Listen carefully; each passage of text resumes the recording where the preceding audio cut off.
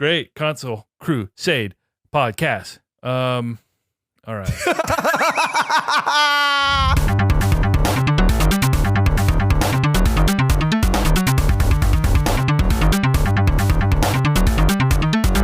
Resolved.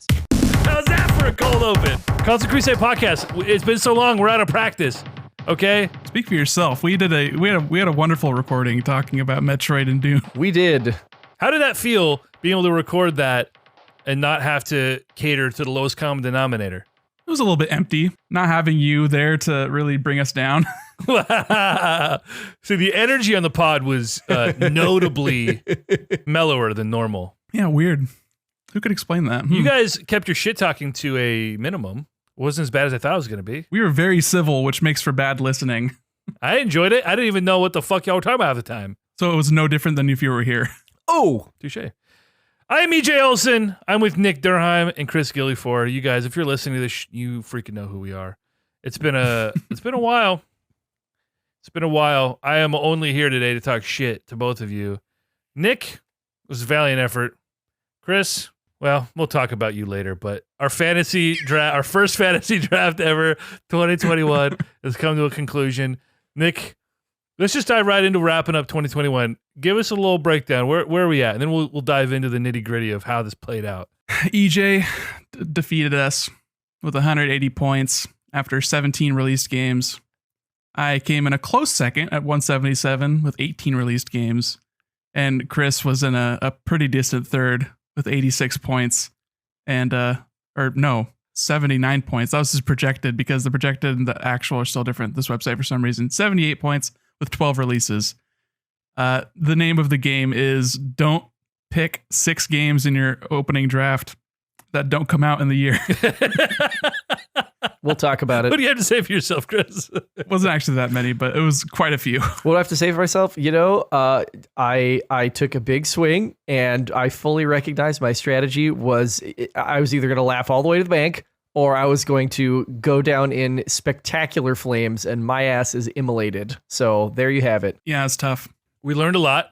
There were things that were not clear to me personally that I may or may not have tried to clarify during the original podcast. Mixed opinions on that, but there are things I did not understand that I think will help everybody going into the next year. I think it was only you that didn't understand whatever it was you don't understand, because I don't even remember.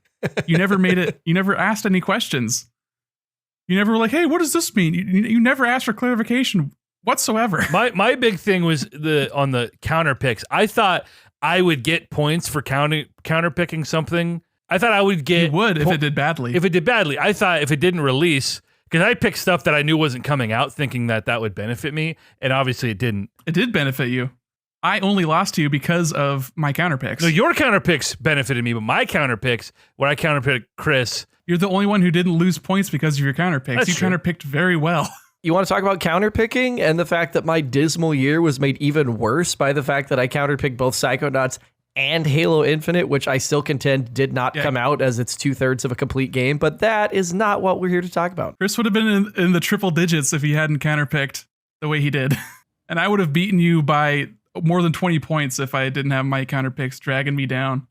Dude, okay, so your both your counterpicks were my games, and you lost a measly 8 points on Bravely Default, but you lost 18 points on Deathloop, which is brutal. Chris lost 17 points on your Halo pick and 19 points on my Psychonauts 2 pick. That is brutal. And you didn't lose a single drop of your points. I do like that we all had at least one game that was just a total bust. We all got a game in the 60s.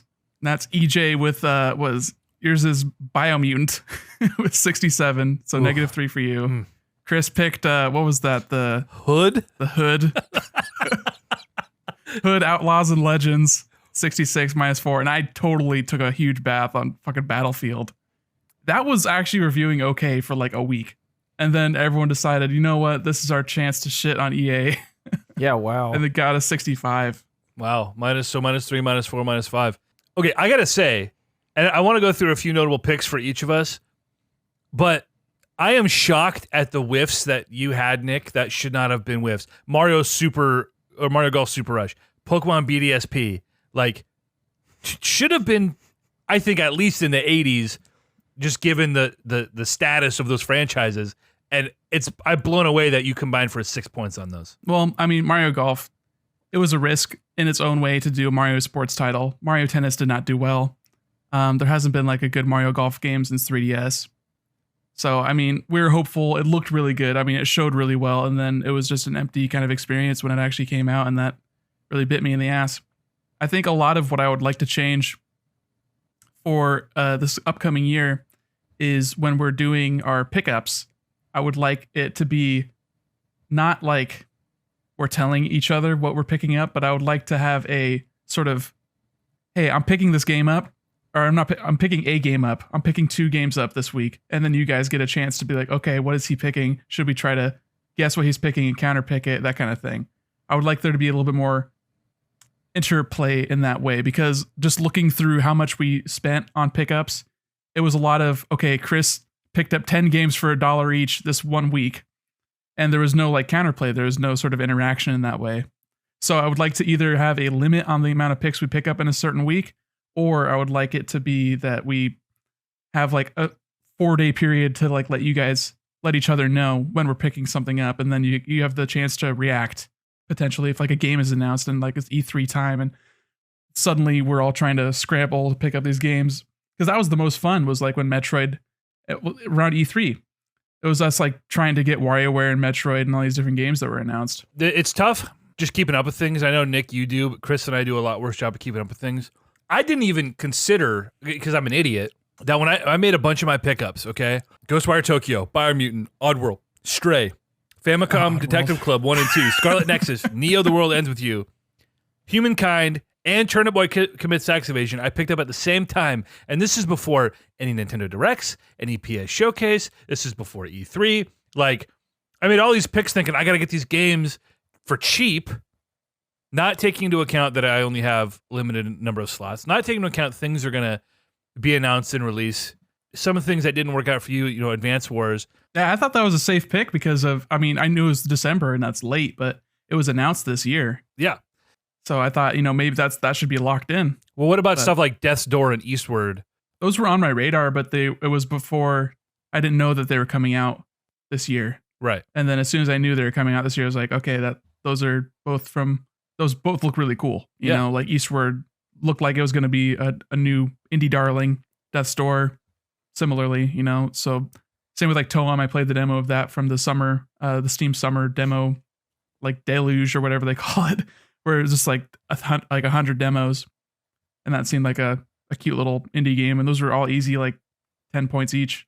Death's Door, I think, got like an 87. Like that was a huge come up for me, really. Yeah, 18 points. That's the biggest thing for me looking into the next draft is not taking maybe as many swings. You did mostly okay. It was something like notable, like Biomutant really fucked you. Oddworld was a bit of a wash, but I think mostly you did it all right. It was this Chris that ended up taking some risks, and a lot of his pickups didn't come out. And you only had how many games did you have that you actually drafted that didn't come out? It was 5 of his games didn't come out that he drafted. Yeah, by my count. Yeah, which and 2 is of the just ones unlucky. that you picked up didn't come out. Yeah. I mean, it's unlucky, but it was also you knew the risk. Well, God of War. It was foolish. Lego Star Wars was surprising. Yes. That had been delayed a lot. I think that was when it was announced. I think it was supposed to come out in 2018 or 2019. It's just been pushed back and pushed back and pushed back. And well, it's got a new date on it. Chris, going into the 2022 draft, where is your strategy shifting? How, what are you doing differently this year? I think the big thing is if I'm truly skeptical that something is going to release, I have no business drafting it. Like, I did think that maybe there was a chance, although I should have factored in COVID, like God of War, maybe, but like Final Fantasy was not coming out. Breath of the Wild 2 was not coming out. These were just very big. I hope this comes out and I could ride this to the bank because we don't know what's going to happen at E3 sort of things. Yeah, no blind swings. I'll put it that way. No blind swings. I'll take some educated guesses, but I'm not taking any blind swings. I'm also going to balance my budget a little bit better. How much did you spend on Metroid? a lot of money, EJ, but also at that point I only had 82. I only had 2 slots left. Yeah. And so I was kind of like, because I went on like a $1 spending spree, like Nick was talking about, and just grabbed a ton of stuff, and a bunch of it panned out for me. And if I had drafted initially a little bit better, I mean, yeah, I could have been a contender, but it was not to be.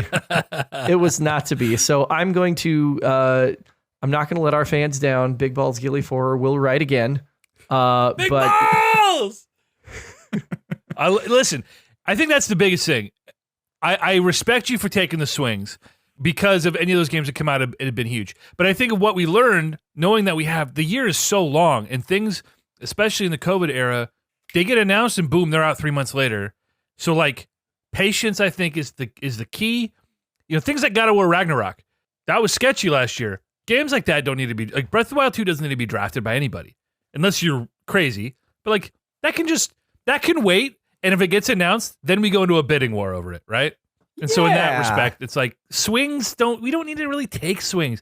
I think my only swing in my initial, as far as release date, there were a lot of swings I took when it came to quality of content. Looking at you, Bravely Default. But I obviously looked at Elden Ring as sort of my big swing, and I missed it by 3 fucking weeks. That's unfortunate. And what, Gran Turismo is shooting for March? That was another one of your drafts. I dropped that, right? Yeah. Okay, yeah. I'm just saying, like, it was drafted. Yeah, I forgot about that. Up. I forgot about that. I see all. Yeah, luckily I was able to drop it because Forza Horizon 5 was my very last pick, and that saved me with 24 points. Shin Megami Tensei picked up, it came out this year, but that was part of your initial draft as well, Yeah, and that did gave well. you a good 16 points right there. Yep. I would say my most uninformed pick was Psychonauts 2, not knowing really anything about the franchise. You lucked out on that. That really could have gone anyway. It really, I mean, that could have been a 77 all day. But I mean, just, it's an old game, you know. Thankfully, nostalgia came in clutch. Yeah, I think Nostalgia Goggles really helped out this year. I think it helped out with like Metroid's Score, it helped out with Ratchet and Clank, and it helped out with Psychonauts. Even something like It Takes Two. I was not expecting that to get the huge points that it really did. Yeah, it was the wow. best reviewed like game of the year for a long time, and that was one of my pickups. Just because people were really glowing when it came to previews a couple weeks before it came out, so I managed to sneak in there. I picked it up on the 6th of March, and it came out the 26th. Going into this year, I don't know anything. I know 3 games that are coming out this year. God of War, Horizon, and what was the third one I said in the group chat? I can't even remember right now. Elden Ring, because I picked it up last year. So yeah, this is going to be a very interesting draft. Nick, you're again the projected favorite just based on your knowledge and your involvement in this world, whereas mine is casual and cursory at best at this point in time. I tried to delay this draft because I wanted to do my homework, but you just freeballing it like last year. It worked out for me this year. Let's switch over to figuring out the rules for this year. If there's anything we want to change, you can kind of run us through some of that. Yeah, I would like that. So are we cool with the total number of games that we had? The total of 20 and the initial draft being 10? You think that seemed, I mean, last year was kind of a weak year, and this year is going to be way more stacked, so we can judge that up or down if we so decide. I wouldn't mind more. Chris? I don't know. I think that I think it's going to encourage a lot more tactical decision making, and specifically the dropping and reacquiring of games. I think will become that much more critical. I think it's more interesting, and what makes like fantasy sports interesting is you've only got so many roster spots, and there's a bajillion dudes who could go off for like 25 and 10 any given night if you happen to have them. So. No, I like 20. Maybe we keep 20, but we change the number of draft versus pickups. At least speaking to that interplay that, Nick, you were talking about wanting, it makes more sense to me to put more emphasis on everything after today. So more pickups, maybe different rules in how we drop. I like that there's 2 different games that we're playing. That we're playing the Nostradamus, like what do we think is going to be great at the very beginning, and then the more informed decisions as things come up. Which is why I like the idea of the counter picks, locking those in and not being able to drop them if it's counter picked. And I think they've even added some settings so that you can actually counter pick games that are picked up afterwards. Would we like to do anything like that? Yes, like one extra counter pick that you could use on a pickup later in the year. I like Right. that. If like EJ picks up something that Sony announces this summer and it comes out in the fall, but I think it's going to be bunk or I think it's going to get delayed, then I can counterpick that. EJ, what do you think of that? Yeah, I think that would be good. Like, can you differentiate between those two on your end? Yes. Okay. I have the option to choose the total number of counter picks and the number that we draft. So we could do a total 12 and then do 9 today. So we each get 3 counter picks. Did you like the 3 at the beginning? Or would you like to do 2 and then 1 extra? Throw in the 4th as a wild card. Yeah, let's do 3 Cool. still. Rules surrounding dropped games. So are we going to stick to you cannot drop games that you pick up mid-season? We can change that. We can change the number. Right now, previously we had 1 any drop from your initial draft and then 1 drop if it's going to be unreleased. So we had a total of 2 drops basically. But that can be changed so that we can make it so that counter pick blocks drops. I still like that a lot. I like having that locked in. Like we're both, we're both going down with the ship. We're committed. We're rising with it. Yeah, we're committed. So wait, last year we had 1 any pick, you said, and 1 1 any, and then 1 will not release. that didn't include stuff we picked up, right? That was just any game that we drafted initially. No, it was locked to we could only drop games that we initially drafted. Okay, right. Yeah, let's add a third. Let's add one that specifically is for pickups after the draft. Okay, I'll see if I can make that specific Okay. because it might be that I only can toggle it on or off as far as only drafted games to be dropped. You can only drop 2, or in this case, potentially 3 games for any of those reasons all year. There's no more. You can only drop up to 3 games. Is that right? Yes, but they have to fulfill different Right. categories. So if you drop 2 games that will release, then you can't drop a third game that will release. You would have to specify it would have to be one that will not release, that kind of thing. But we can make that ruling whatever you guys think makes the most sense, is the easiest to understand.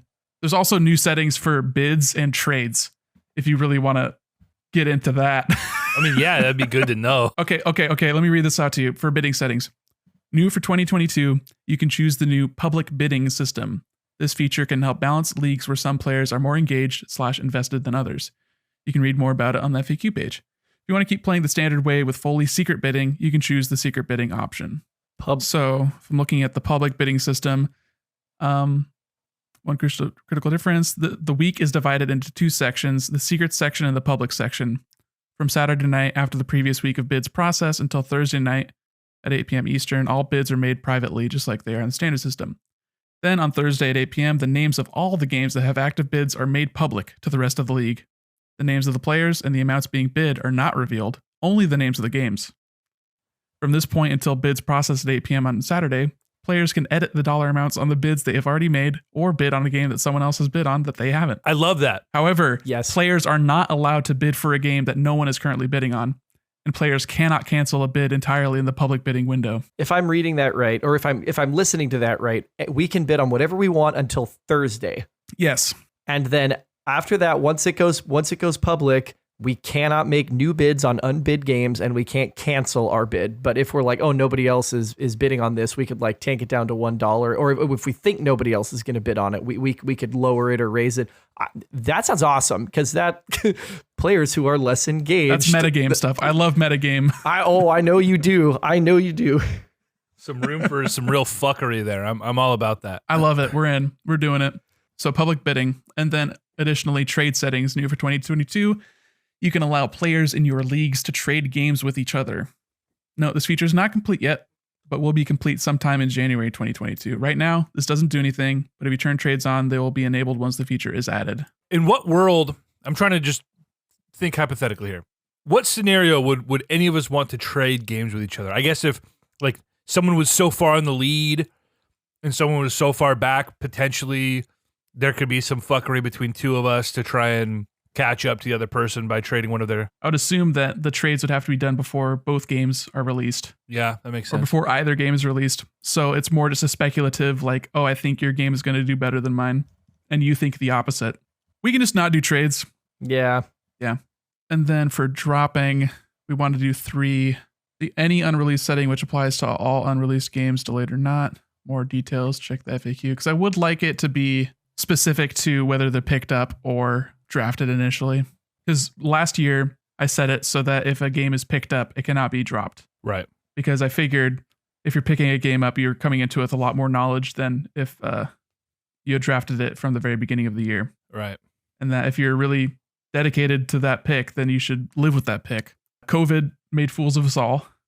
This is true. So that was particularly rough in some instances. So we could make it so that drops can be for whatever. My thing was like, I picked up a bunch of these games, not really factoring in what was coming out later, and then things got announced, and I was like, oh, I'd love to go for Pokemon or whatever. And I only had one slot left, so I had to be like really smart with how I spent that last slot. But like, oh, if I could have dropped Scarlet Nexus before it came out or whatever to pick up a game I was reasonably confident would do better that was announced later in the year, I would like that flexibility. And since we'll be probably more engaged in counterbidding other people or pickups, then I think we'll have to be smarter about how much we're spending. Yep. So I think that'll police itself in that way. I agree. I don't think we need it. Like you're not picking up, you're not dropping games if you have $10 left and E3's coming up, you know. That's true. Maybe I have to commit to this. Maybe I can't compete with Chris who has $80 left or whatever. Well, we better hope Metroid Federation Force 2 doesn't get announced next year, or Chris is going to be fucking bankrupt. He's not going to justify that other response. You played Federation Force and you liked it. I did not play it, and I did not like it. I own it. I think that was Leaf. Leaf liked it a lot. I played a tiny bit of it and was like... It seemed like a decent game, just not a Metroid game. Well, I didn't have anybody... That's the vibe I got. Who am I going to play that game with? Like, Leaf was the only other human being on this earth I know who was playing it. And I was like, we still don't even have a full squad, so there's only so much that we could have even done as two Why people. Why put out a multiplayer game on the 3DS? Nintendo. Oh my God. Why do anything? How many 3DS are in the wild? Less than Switch now. Well, Switch is, what an anomaly, huh? At that point, I think 3DS had like 70 to 75 million. And then I don't think it's really done much since then because that was 2016. Dude, that was a bad E3. If you ever go back and watch that E3, hilariously bad. Okay, let's talk eligibility. And to clarify again, for game dropping, I'm just making it any three unreleased games. Any 3 unreleased games for any reason whatsoever. Yes. Cool. Except you can't drop a counterpicked game. Right. I like that. 3 for any reason all year. No more, maybe less. Yeah. Perfect. I'm with it. Maybe less. Okay, now let's chat eligibility. Currently, just the default that it starts out with is the allowed tags are expansions, free to play, new game, new gaming franchise, planned for early access, reimagining, remakes, unannounced games, virtual reality, and will release internationally first. So this is interesting because, for example, some games came out in Japan without coming out here. So it's tough because it's still going off OpenCritic, and I don't know how many Japanese outlets they're collating from, like if they're pulling from Famitsu or any of the other Japanese gaming websites. So we can make it so that international releases that come out this year, but have already come out a year prior, are eligible. It's kind of like a niche sort of corner case. That seems like it opens a can of worms for some fuckery. Yeah, simple's best. I would also like to reject the headed for early access label. The plan for early access. Well, there's also, it's tough because there's the games that come out in early access. So, for example, if Rogue Legacy 2 comes out this year, it wouldn't be eligible because it already had an early access period. It's very strange how it all sort of nets out, because another game that's probably coming out this year is Darkest Dungeon 2, and that's currently in early access right now. So stuff like that, the eligibility gets kind of strange because it's already been played by a lot of people. Even like Hades last year or 2 years ago, I guess now, was in early access for a full year before it even came out. So it's strange for those as far as drafting. I think that would be fine because it's not like we're gonna get screwed over for picking a game that's coming out early access. And if anything, that's a bigger risk because early access games don't usually review well. So I say you might as well do it. And if you want to take the risk of picking up a game that's not coming to full release, that's kind of on you, right? Yeah, that's true. The reverse is a niche case, like you said. The reverse of that being, well, what if we pick up something that is in early access but might full-fledged release this year? Everybody knows it's good, and then right. when it comes out is the mystery, and then when it does come out, it's just like, yeah, that's going to be easy points. Right. But I think that's sort of mitigated a little bit by the public bidding. I think a lot of this is mitigated by public bidding, and then it's just a matter of what we think should be allowed. So I'm fine with keeping the yearly releases cut, like banned. So we're not bidding on. Well, I mean, they're not even good, but like Madden, FIFA, and 2K in those games. Yeah. And remasters, that's always tough too. The yearly Switch port doesn't count. I don't think Bowser's Fury was eligible last year. Yeah. With Mario 3D World. But like remakes and reimagining, which is a little bit strange too, because it's like decided by the one guy who runs this website what is a remake and what's not. Right. I would say leave those eligible then, because even remakes are definitely not a guaranteed thing. We've seen a lot of remakes come out and flop. I'm fine with remakes and reimaginings coming out, but like ports and remasters. We don't need those. Nope. And also for a game-to-game basis, like if you think that something should be eligible, you can always talk to me and I can whitelist stuff.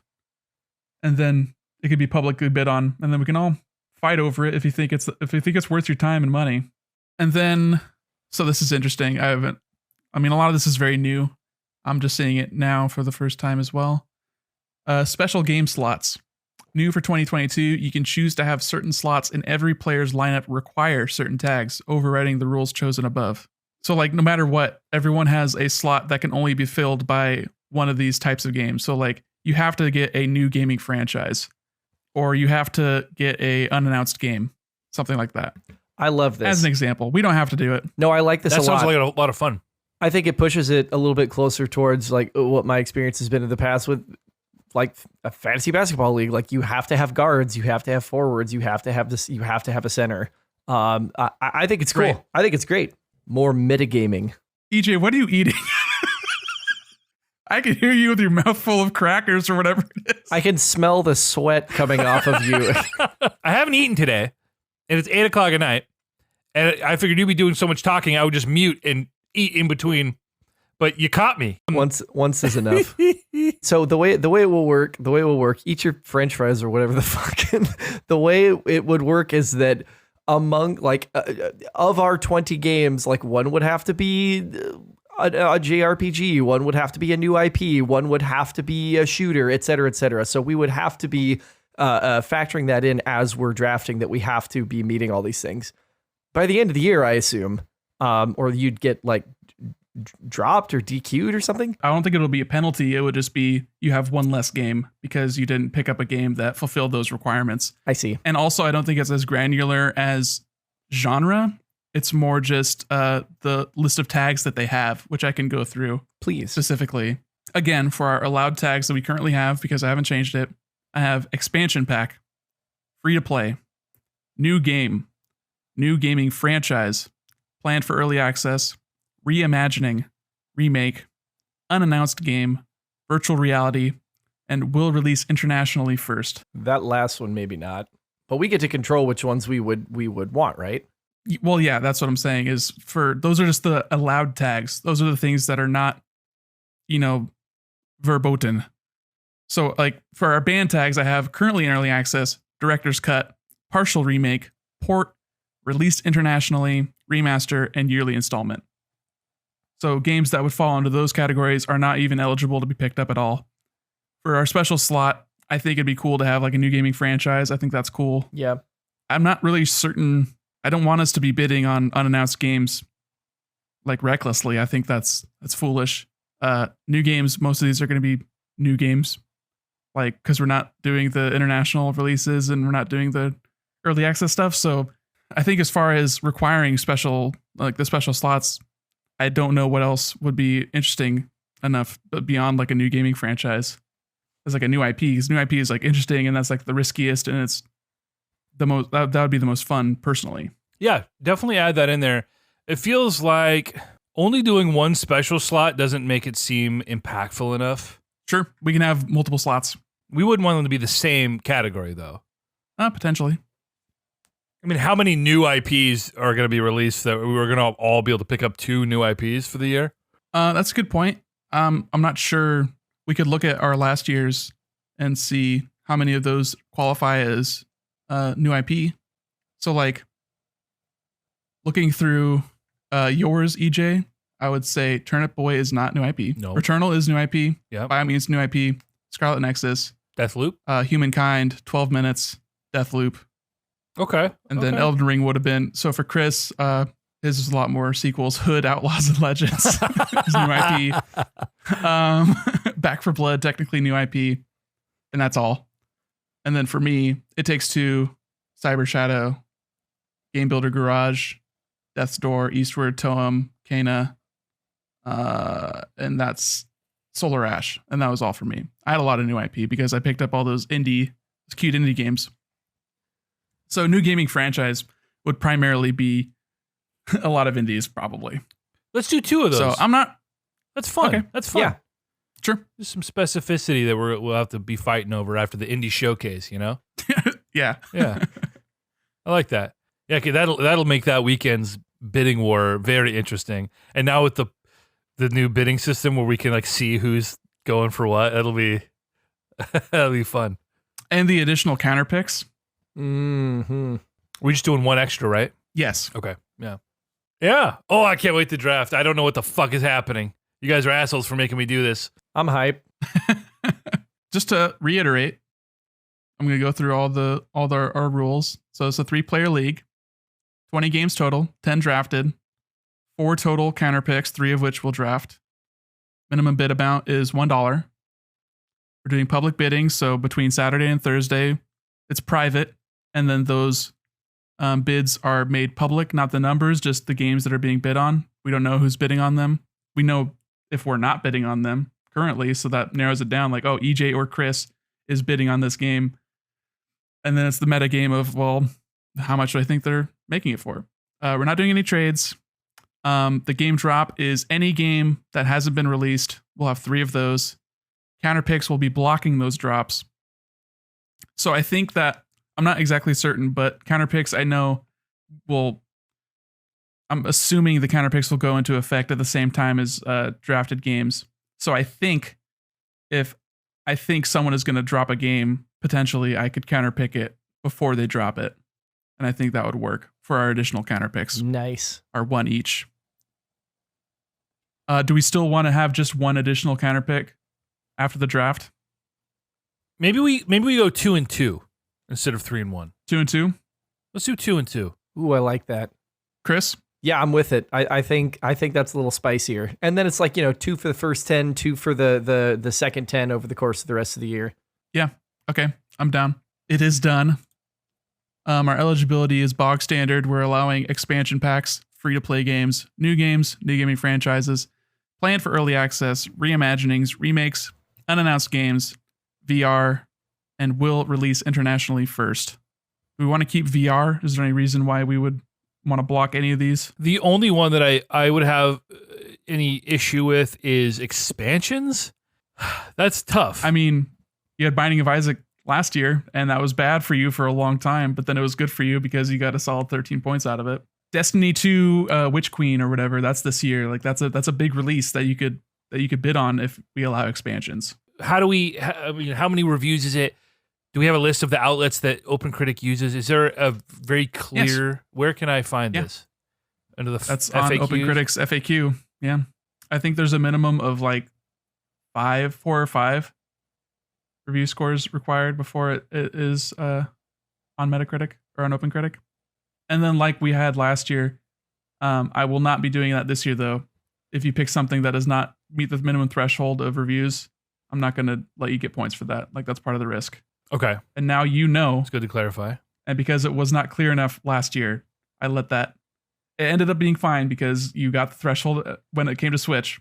Mm-hmm. And it ended up benefiting you that it was not lower than 80. I mean, imagine if it reviewed poorly when it came out on Switch. I mean, how them's the breaks, you know? Yeah. So how does scoring work? Do I have to go to OpenCritic's FAQ probably? Yeah, they're just pulling the numbers from OpenCritic. They're not related whatsoever. And they're pulling actual like their raw data So it's like to 2 decimal points that they're doing, which was annoying because when I was doing my own like spreadsheet, I was just pulling the flat numbers. So I had like a plus or minus like 2% margin of error for the final score. So I can't actually find in FAQs the information I'm looking for, because like on OpenCritic, Binding of Isaac had a OpenCritic score, but that did not reflect on the Fantasy League. It did not have an OpenCritic score. It had a percentage recommended, which is different from a percentage score. Really? Which is what you were bitching about with, like, I can't remember, was it Psychonauts that you're like, it's a 99 on OpenCritic?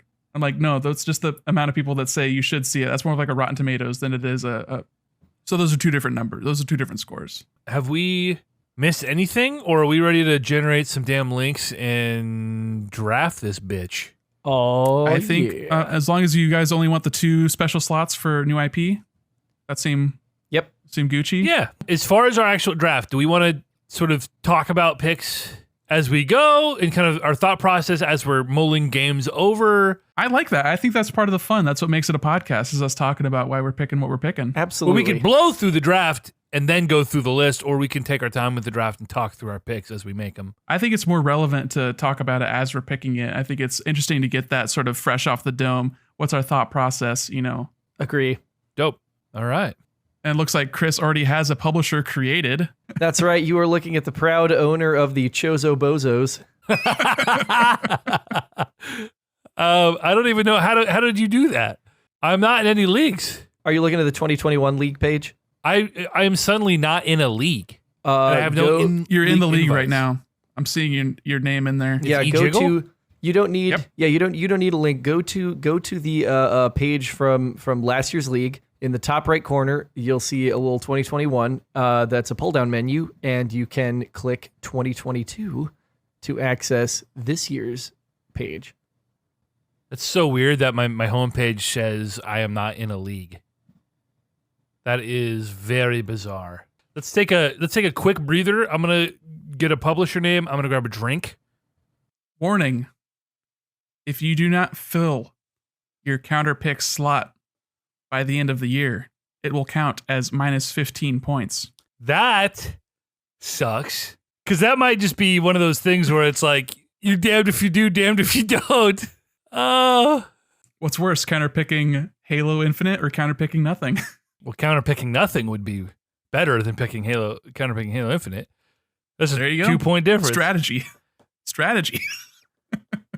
I hate this. I hate this Okay, so EJ, much. did it get you? Did it get you? Yeah. I'm just trying to create a publisher name, but I am trying to think. I got Chozo Bozos and the Prestel Dev. That's so cute. I love both of those. I can't just be card swap again, right? You the champ. You can do what you, You can want. do whatever you want. You're the winner. Okay, but in the spirit of this competition, you guys wouldn't be happy if I was just card swap again. Sorry, I'm created. There we go. Jiggle Soft works. Yeah, baby. Let's go. Let's go. Are you ready to start drafting? As you both take big long pulls on your I'm sitting respective here cups. Drinking my whiskey here. Yes, I'm ready. I'm going to be doing hella research on the fly here. My keyboard situation is untenable. I'm going to have to move y'all back a little bit here, even further. It's okay. You're probably just going to be picking the top game on the recommended or hot picks anyway. Well, for the first 3 picks, that's probably true.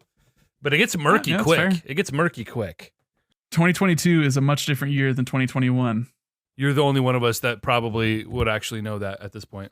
Well, I mean, just to give you an idea, I kept track of the games that we picked from last year that are now 2022 games, and the 3 that still do not have dates. But Advance Wars, Cuphead, Elden Ring, Ghostwire, God of War, Gran Turismo, Lego Star Wars, Stray, and Teenage Mutant Ninja Turtles: Shredder's Revenge are all 2022 games that were good enough to be picked last year. How do we determine the order here? Do we draw lots? Oh, do we do It's me. No, I mean it's the same as, how do you determine draft picks in the NBA, EJ? what's a lottery? You spin a bunch of balls in a fucking spinny thing and you draw it. I thought it was based on, is it the NFL then that's based on how you do in the league? Yeah. Okay, so it's NFL. Loser goes first. Yeah. Understand. I go first Understand. because I fucking lost Cool. in a big bad way. Cool. Yeah, let's do it. And it's still a snake draft, so it's still 1, 2, 3, 3, 2, 1. I think I know what your guys' first picks are going to be, respectively. But let's do. So how do I get into the actual draft here? I'm such a boomer with this. Jesus Christ! If you're on the page, it should just say the draft is currently in progress. Next to draft, Chozo Bozos. Mine says things are all set to get started. Yeah, Your that's what I see. Manager too. can choose when to draft. Hit refresh. Beautiful. Oh, we're live. Oh, we're Working? live. Fuck it. Yeah. Let's do it live. Okay.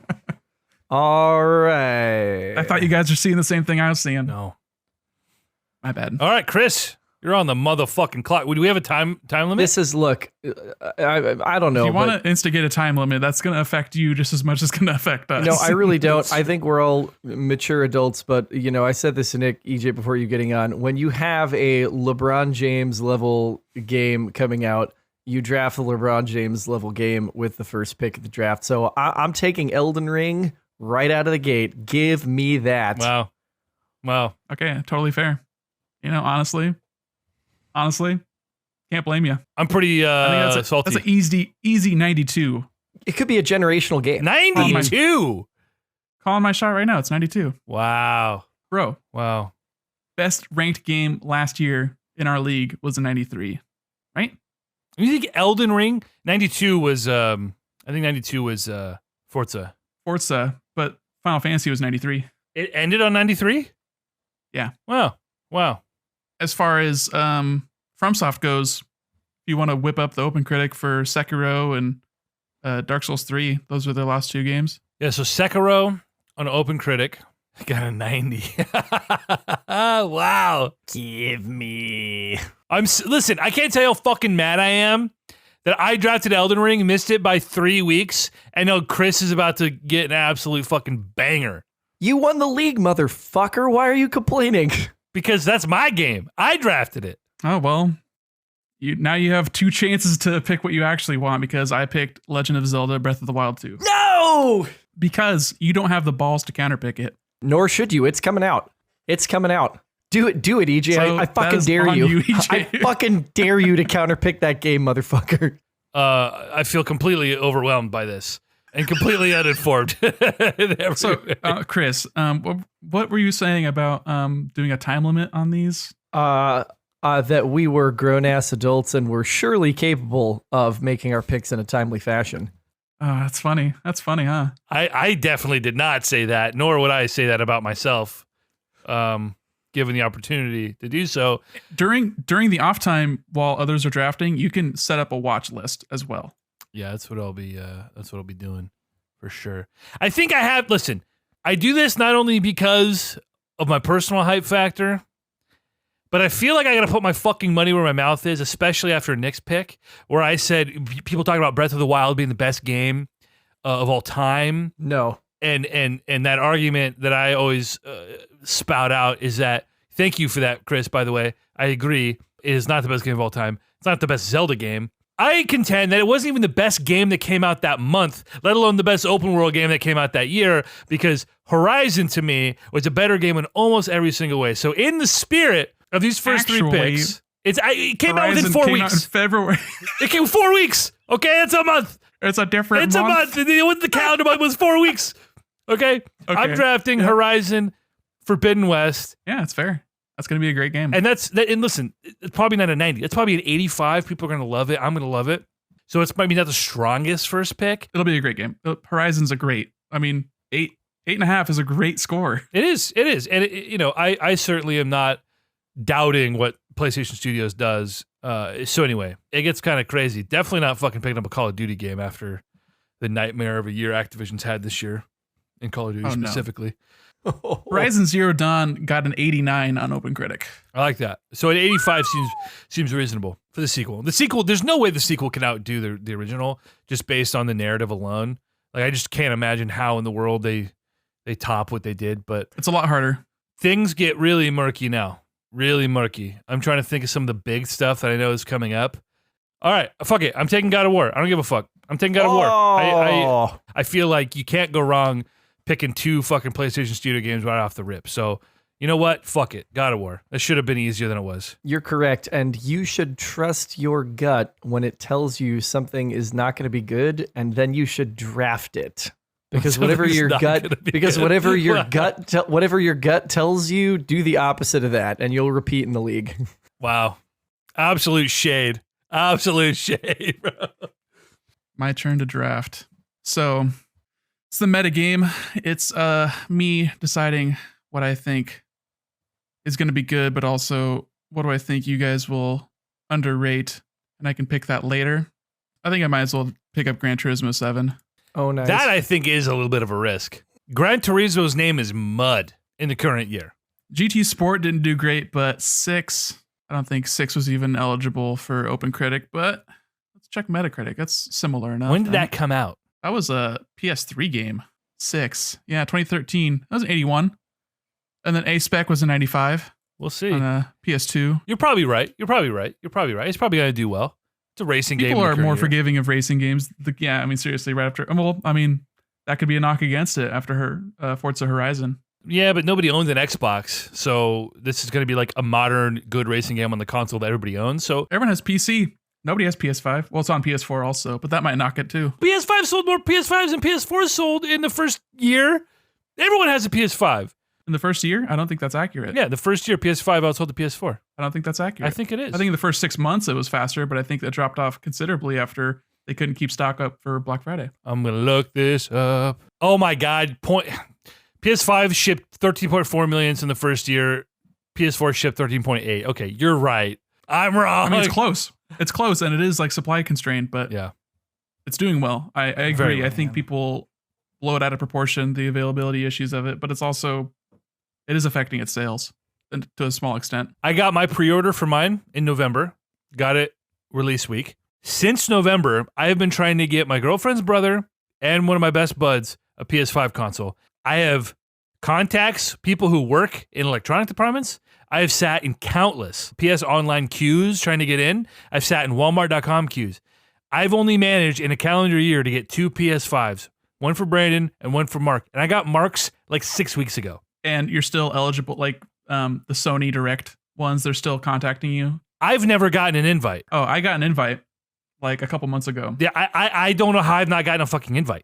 It's crazy. You probably don't get them because you have a PS5 and they know that you've logged into a PS5. Maybe that it could be true. Uh-oh, here we go. Oh, yeah, there you go. I'm going back to. You're pretty bullish on that last year. I was, and I think that. So it's Cuphead, the delicious last course. I think that That's going to be a great having expansion. having played the original one, I think it's like maybe one of my favorite games. Honestly, I thought it was so incredibly rewarding in its difficulty. I thought that it. Yeah, I mean, it just was one of the like tightest run and shoots that I've ever seen, and so I think the DLC is going to be more of that. They've had a whole bunch of years to work on how to optimize this to make it everything that it needs to be. So 5 years. 5 years in the making, this DLC. damn, that took me a minute to make a choice on. So in good conscience, I cannot be Big Balls Gilly for without taking a swing that I might regret later. I'm taking Starfield. Wow, off my list. That was my next pick. No, dude, there's no way a November 2022 game from Bethesda comes out this year. Literally zero chance. I mean, that's what your counter picks are for, right? That's right. Let's say put up or shut up. No. I've learned my lesson about counterpicking games that aren't coming out. It does nothing for any of us. I'm not going to counterpick it, but that is a hilariously big ball pick. You do you, boo. That's a huge Oh ball my pick. God. There's no way it comes out. Hilarious. It's slated as of 2021 for a November release. There's no way they make that. It's happening. Wow. It's happening. All right. All right, EJ, on you. I picked Bayonetta 3. Wow. Oh, nice, safe pick. Probably like a 75, 78. Bayonetta 2 is a 91 on Open Critic. Oh, They still haven't, again, Nick, I think it's a great pick if it actually comes out, but we still don't know anything about it. They haven't even announced the damn thing. You think Nintendo's going to come out at E3 this year and be like, They put a year on it last year. did they? Yeah. All right. Well, what I'm going to do then is Mario Rabbids Sparks of Hope.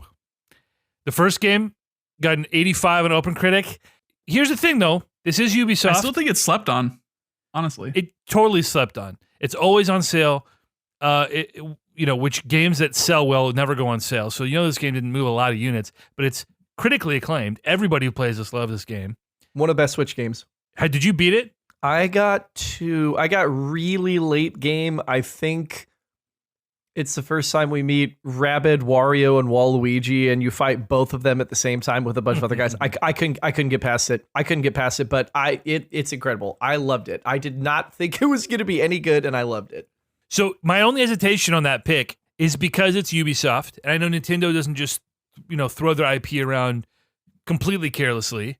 So could this be a typical Ubisoft drop off, and this thing is going to shave 10 points just as a sequel, or is this going to actually improve and either land in the 85 or slightly better just because Nintendo seems to do well with sequels. Ubisoft does not.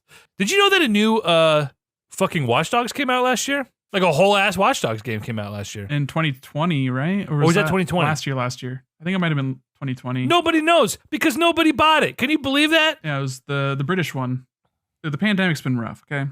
Well, Lord knows. Yeah, because that was the same year Ragnarok. That was PS5, Xbox Series launch. So here's where my ignorance comes into play. We were all waiting. Hollow Knight could be great.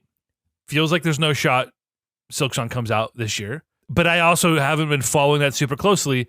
Homeboy could have tweeted about it, and I don't know. There's nothing to follow. And you're not going to tell me. You would know. You would know if they tweeted about it. Yeah, we would have told you. After the Game Awards, people were pretty bummed out about it. After everything, they've been bummed out about it. Yeah. And Nick, you're right there with the man. I know. And Chris now too. I've converted him. Oh hell yeah! Shown him the light. That's like the best radiant light. Best thing I played this year, I think. Dying Light 2 feels like it's going to be a cool game. People are going to like that game. The first one got a mid-70s. That's kind of sketchy to me. So I feel like I need to put my faith in the tried and true, a game I absolutely love, and we're going to hope that third time's a charm in Splatoon 3. Whoa. This is a little bit of this might not be a 2022 game, so we'll see what happens. I think it's pretty safely 2022. It's also hilarious how much Nintendo bias we have. I mean, that's mostly what we play. I mean, yeah, it's fair. Yeah, it's fair. I think we know they're going to come out also. Like they do not advertise things as being on a certain year if they're not going to come out. And they got a little bit away from that of late with announcing stuff on Metroid Prime 4 that is not going to be out anytime soon. Yeah, but even then they didn't put a year on it. Exactly. And so I think, no, they didn't. No, they just said it's happening. And then they said it's happening somewhere else. And now they're saying, yeah, it'll probably happen. Well, they had nothing to show that E3, so they had to throw up that shitty splash screen to get people excited about something. Yeah, so that was a weird E3. It was good for them in the moment, but in hindsight, it was not.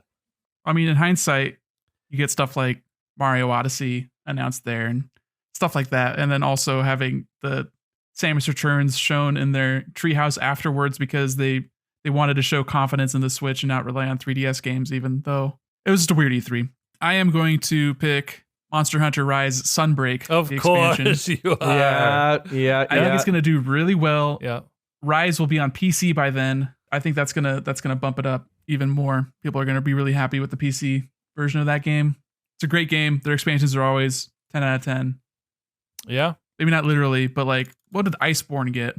Which was the expansion for Monster Hunter World. Seems like an 87 to me. It is a 90 on Open Critic. Wow. So people fucking love Monster Hunter, man. Monster Hunter rules. Wow. I don't know if you know this. Wow. And Monster Hunter World, I think Rise got an 88, if I'm not mistaken. World got a 90.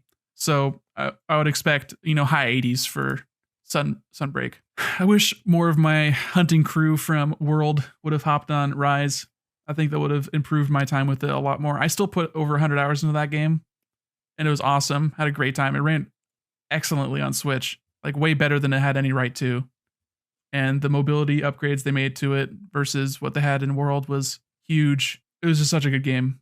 It's just the multiplayer makes those experiences so much better. I mean, it's like playing Destiny by yourself. Like, yeah, you can have a good time. The shooting feels good, but it's about hanging out with the homies. Yeah, it's and the best things to do in those games require a dedicated play group, Certainly. So even if you wanted to play it and enjoyed it by yourselves, you're still missing out on the best parts of the game. Monster Hunter a little bit less complex. You can certainly do more difficult hunts and put constraints on yourself as far as like what items you use and all that kind of stuff. But it is still just more fun to beat the heck out of a big old dragon with your homies.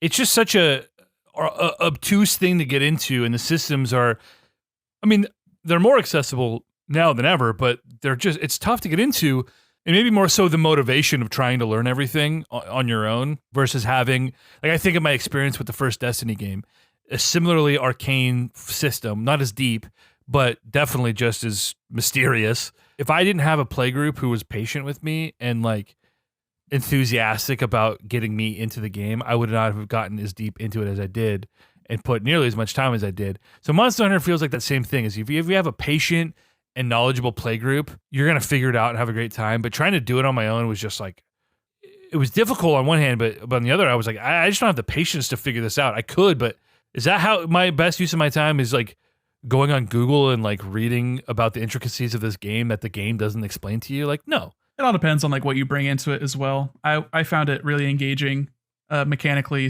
like right off the bat. So I didn't have any trouble with Monster Hunter. You also have a bigger brain than I do. Okay, I got a big old brain. You watch a lot of sports. I get it. A lot of smart sports. guy. Big old brain. Chris, let's go. My picks are in. Oh yeah. First pick of this snake order. I'm grabbing the Plague Tale sequel. I think that was kind of a. Oh wow. The original was pretty well regarded. Everything I've seen of the second one looks like it's going to be absolutely gorgeous. And this is a game I've been wanting to play. The first Plague Tale. First one's on Game Pass, isn't it? Oh, good. Something I don't have. And then Triangle Strategy. I really, really liked Octopath Traveler. I know that they are, very different genres, but I really liked Octopath Traveler. I thought it was a great JRPG. It was pretty to look at. The score was stunning.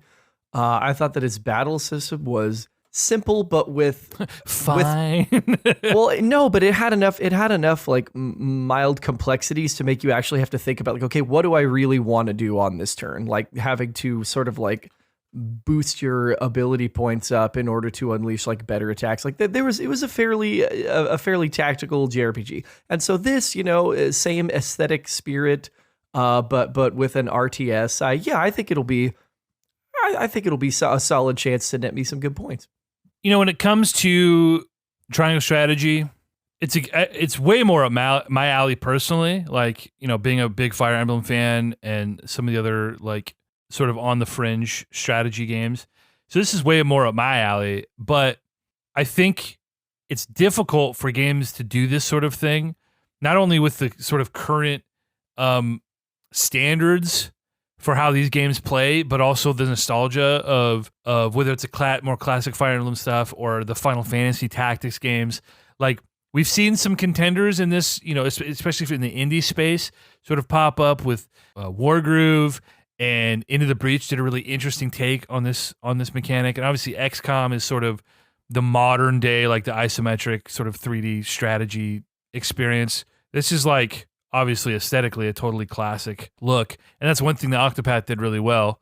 But I thought this was on my watch list, and I thought about it, but I feel like that's a little bit of a risk. This seems like a 75 to me, like this could really go either way, but it feels like, we'll see. It seems a little high, Chris. Seems a little high. I got to tell you, looking at a lot of the stuff on that, I don't want to say recommended, but like hype factor, I'm not really seeing anything. What does that mean? I'm not seeing anything that I think is like a slam dunk 80 plus with a lot of those titles. I'm just not. And so I thought, to me, that felt like something that's as comfortable a pick as I could make at that point in time. It feels fairly safe. I don't think it's going to do poorly. I think the downfalls of it will be similar to Octopath in that it'll probably overstay its welcome. It'll be too much game for what it offers, but I think it'll be well liked enough. And I think EJ talking about the genre it's in, it being less of the standard JRPG, more of the turn-based strategy, I think it has the potential to help it. Yeah. But I don't know where it's going to land. I think it could easily land at an 80.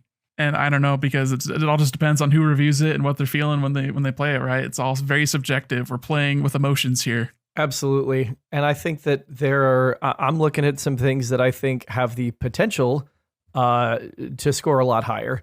And I want to maybe pump the brakes on potential until it comes back around to me next. And then I'll get those big balls out of their holsters again.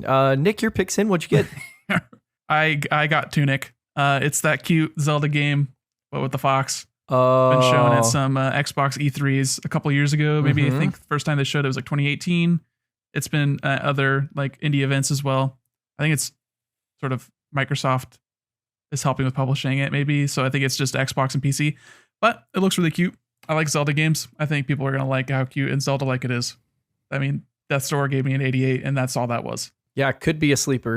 And it's got a release date, which I like release dates 9 times out of 10. Sometimes you got to swing for the fences with stuff like Breath of the Wild, but it's coming. that's like a 90 plus. It is. You got to take those risks. It is. My watch list is full of bangers right now, and I feel really good about it. Some of these are going to go off the board, but I feel like I need to take a little bit of a swing.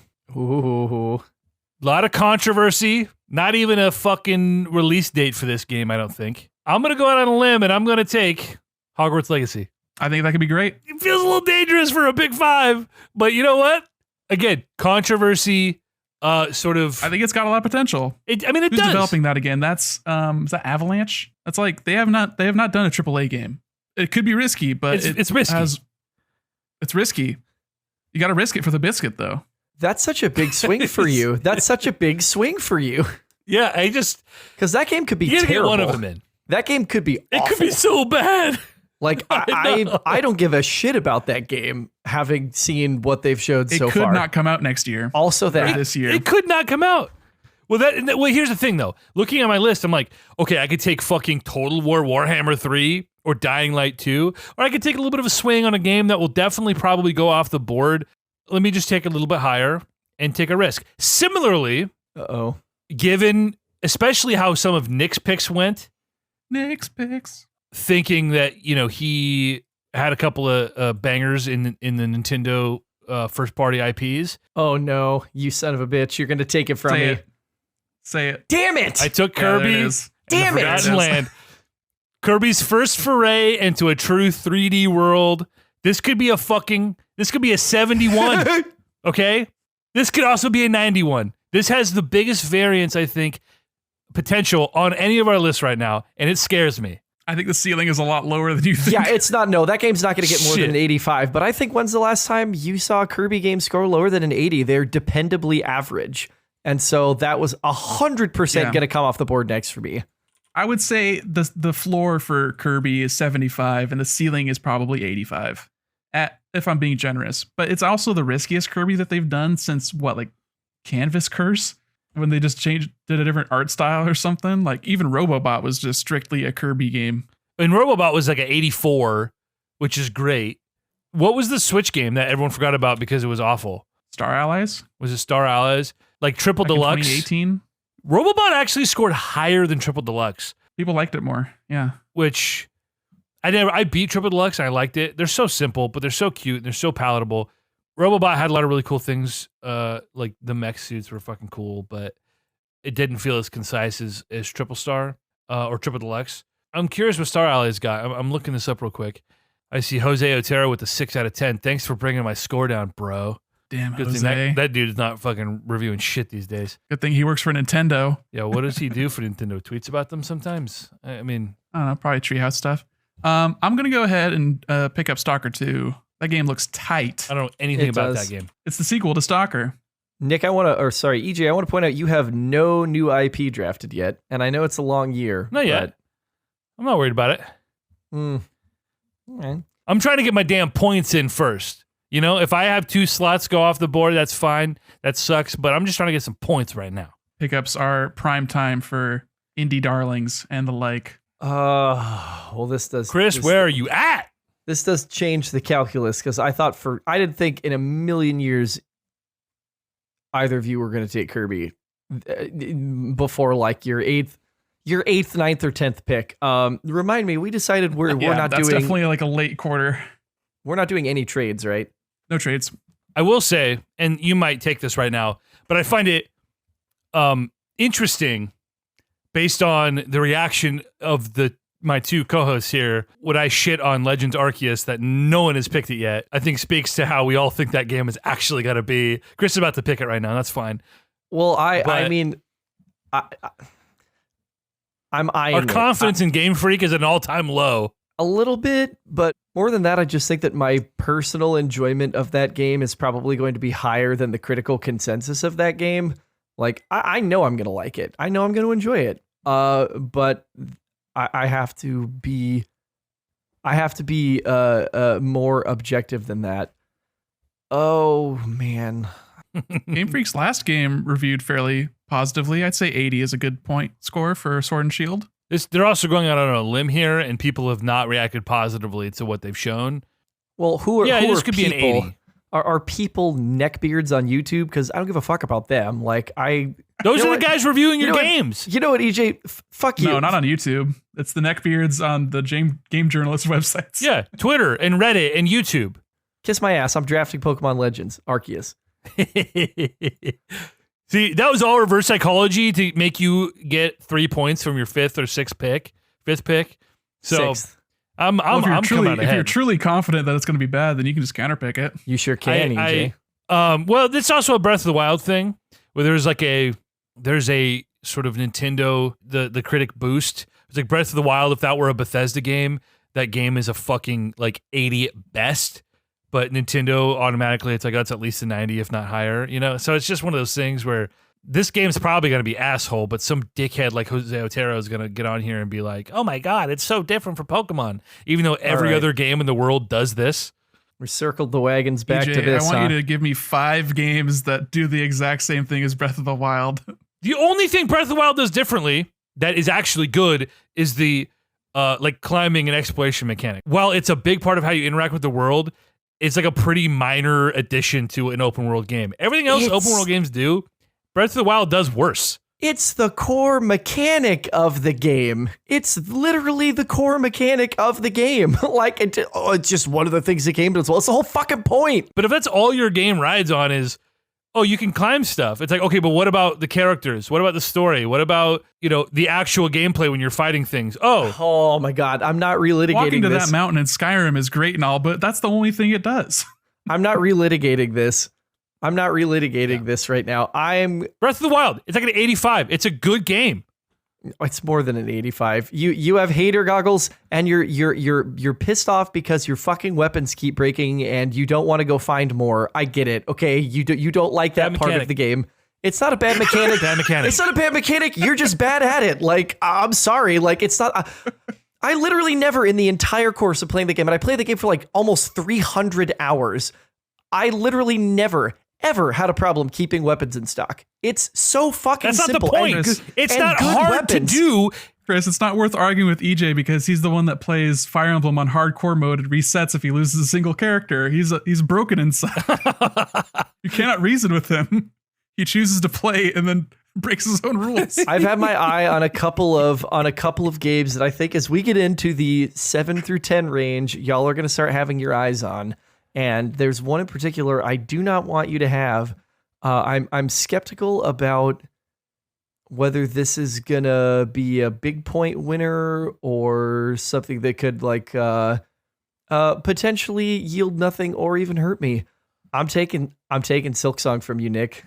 I have no idea if this game is gonna come out, but this is the one truly limmy pick that I am gonna make, and I know that if I didn't make it in the top 10, one of you was going to. I'm not picking that game in a million fucking years, so it's tough. It's especially tough with the new metagame that we have here, where our picks are going to be public and they can be bet against as well.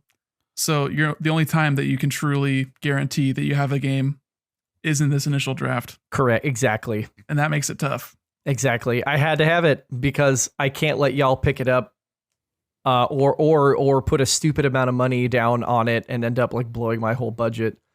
Although last year, to be fair, I knew I was going to lose. And so I thought, you know what? I'm just going to go hard stand and spend like $80 or something stupid on Dread.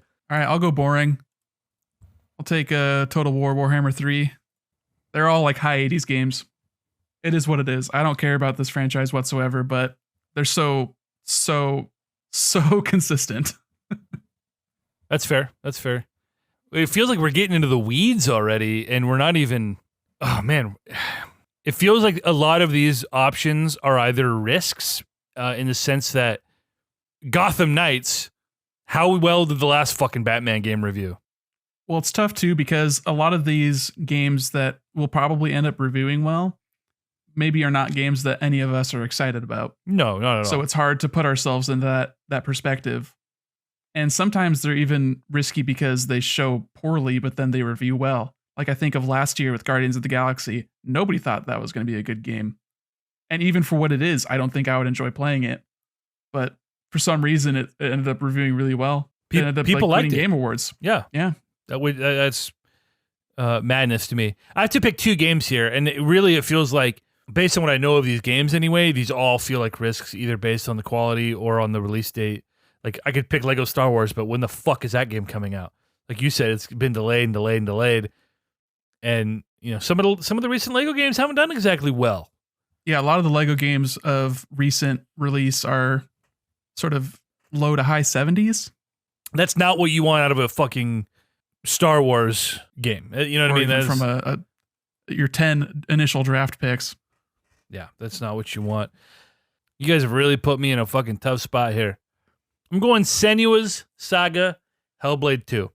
And I don't know if this game is going to be coming out soon, but it looks insane. They showed more of it at the Game Awards. It looks like fucking madness. The first one, I actually don't know what the Open Critic score was on that, but people love that game, talk about it as being a totally unique experience. I imagine a sequel with not only more awareness, but a ton of money. 84 on Open.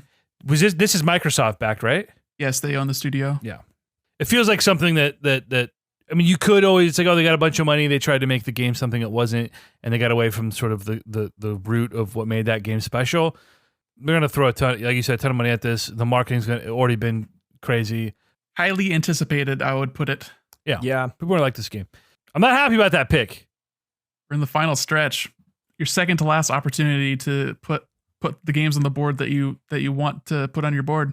What a sentence that was. Everything else is a risk. You don't know if you're going to get it. You bid on it. Everything's a risk. That's true.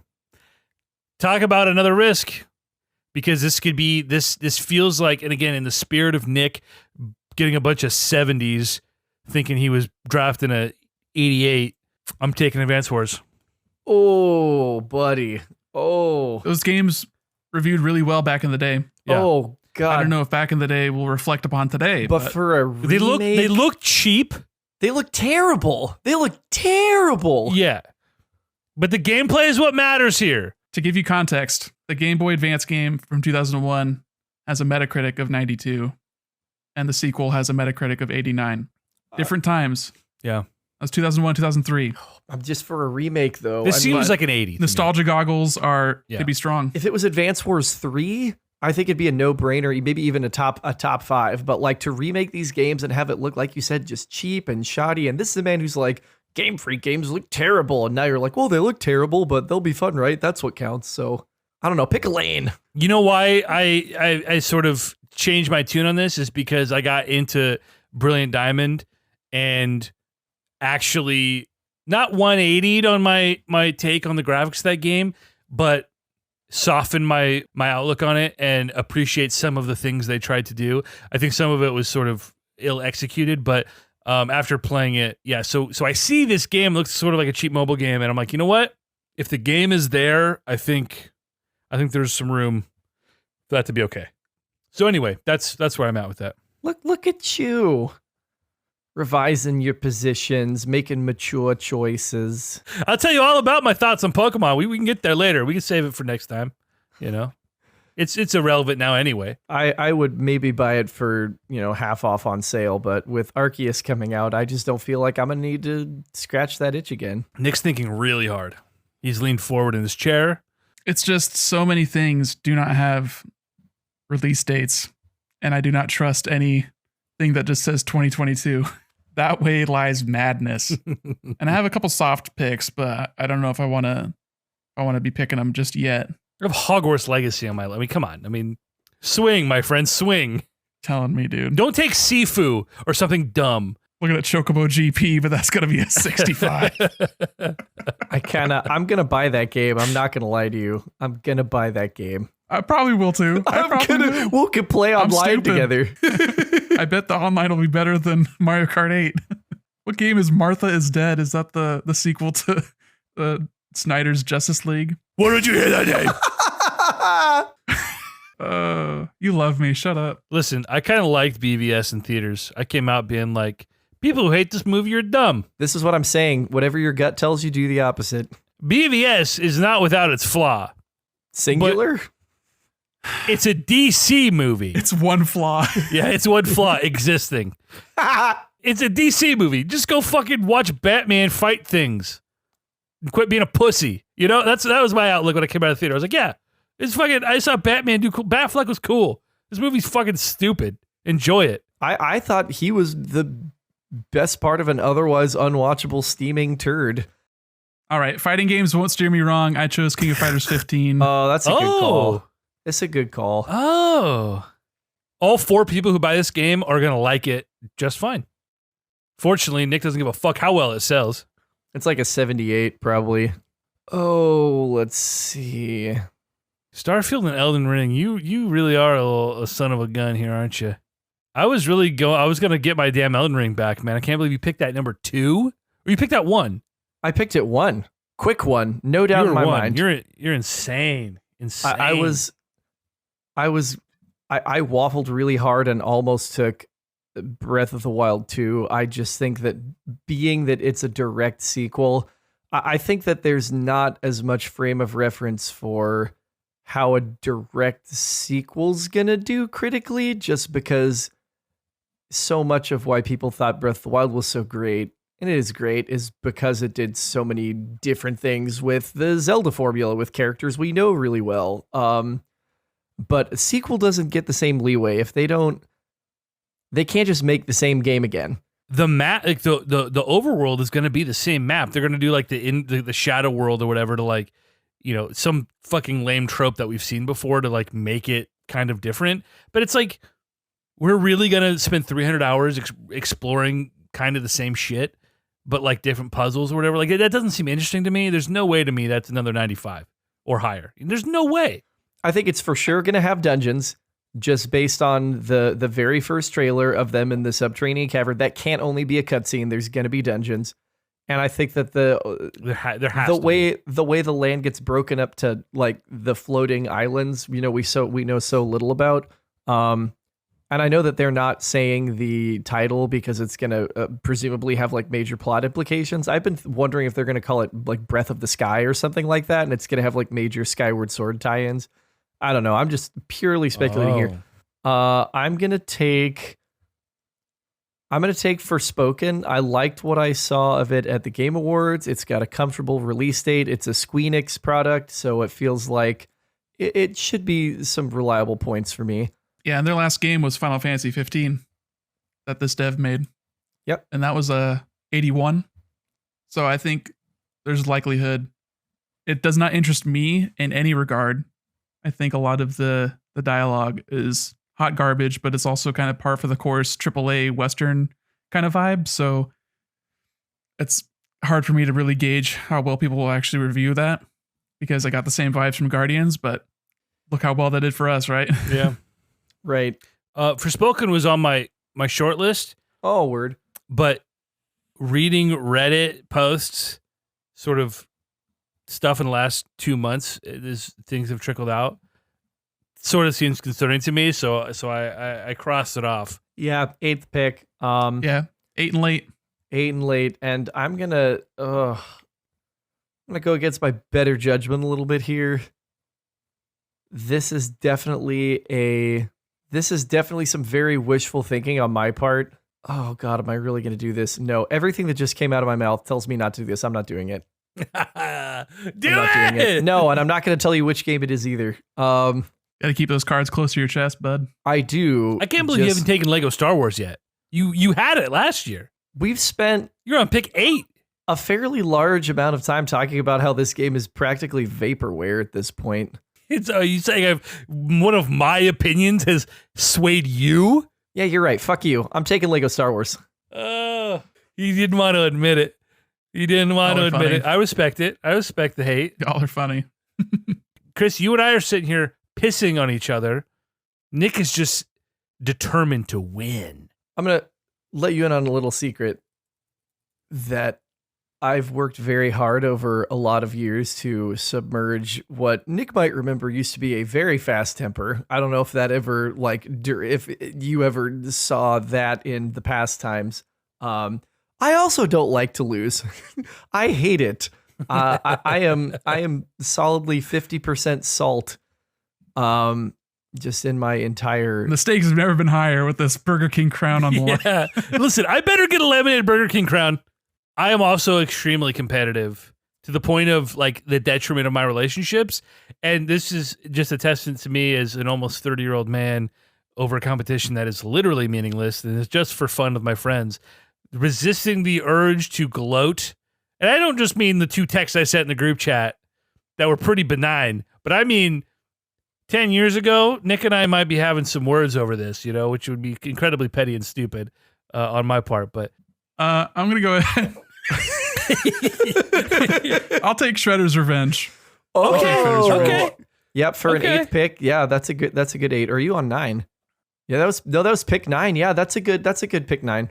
Suicide Squad Kills the Justice League feels like one of those games that is going to try way too fucking hard to be like edgelord bullshit, just like the Suicide Squad. But like, kind of the way Nick felt about Guardians of the Galaxy last year, it feels like this game's going to be trying pretty hard to be that way. Yeah. And thus a 70. But Guardians got me rethinking. Did you not like the James Gunn Suicide Squad? Oh, I thought that was a fine movie. It was fun. It's certainly better than anything else DC has tried to do in the last 8 years. Yeah, it was a blast. It was like their first W since the first Wonder Woman, I would say. And even that was a little bit weak at the last like little act. Oh, the final boss fight with Professor Lupin and his fucking lightning armor was fucking terrible. Oh well. Suicide Squad feels like just, like I said, edgelord bullshit. Really strange sort of take on it being like a multiplayer kind of game too. It seems like a weird sort of genre mashup. I'm not sure how well it'll pay off for them. It looks bad, man. I didn't like what they showed. Midnight Suns is gonna get delayed. Come on. Oh yeah, it got delayed like a week after it got a release date.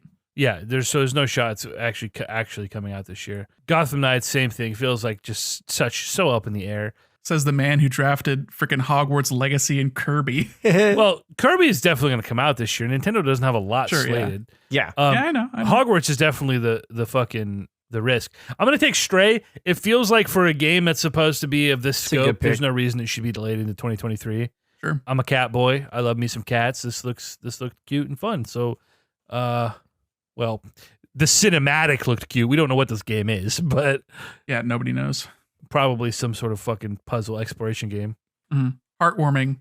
Yeah. So that's that pick. Is this my last pick I'm about to pick? Yeah. Right then we get into the Number 10. CPs.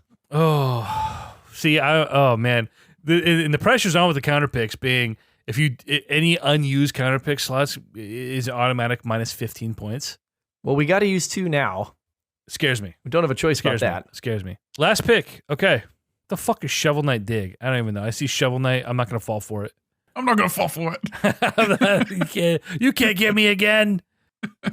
Do I just go Ghostwire Tokyo here, boys? Do I just do it and just commit to my last year's pick? You gotta live your truth, bro. You're real hot on it last year. I said don't pick Sifu, but that actually got some like decent early impressions. But that's probably like a 78. It's not like that's not an 85. No, Absolver got a 73 their last game. I think that's why I rely on you. You're trying to win, but you're helping me, Hey, it's all, public knowledge. It's not like I have the inside scoop on the Metacritic or OpenCritic score on these games. Yeah. You too can control T and do some searching yourself. Well, I'm going to go Dying Light 2. I talked shit about it early in the draft, but for a pick 10, the swing and the hope that this is an improvement in every way on the original, which people liked, but was only in the 70s, I think, on OpenCritic. So my only reason why I did not go for Dying Light 2 is that this game has been in development hell, and like writers leaving the game, a lot of shakeups. Seems like they're just barely getting the game out. That could be. But it could still be really fantastic. Like I honestly believe it could be like it's one of those games that could be a 90 or a 60. Like really. I don't. 90 seems completely unreasonable. I'll be lucky to get squeeze an 80 out of it. But for a pick 10, getting a 10 points out of it, I'd be very happy with. I'm gonna go risky. I'm picking Redfall. Oh, interesting. I did not have faith in that development studio last year when I counterpicked Deathloop, and I paid the price for it. I know nothing about that game. it's like the real goosebumpsy, fucking spoopy looking game. Kind of like a multiplayer sort of Left 4 Dead-y, but also open world. Oh, it's the vampire. Yeah. Oh man, we're really chumming the waters here in these last couple of. Well, I mean, it's 10. You know, we didn't save the juicy stuff for the end. We got that first round. I'm gonna take Ghostwire. If I get between like 7 to 10 points out of that game, I think that's perfectly fine. There's not anything else on here that I look at and go, yeah, that's points.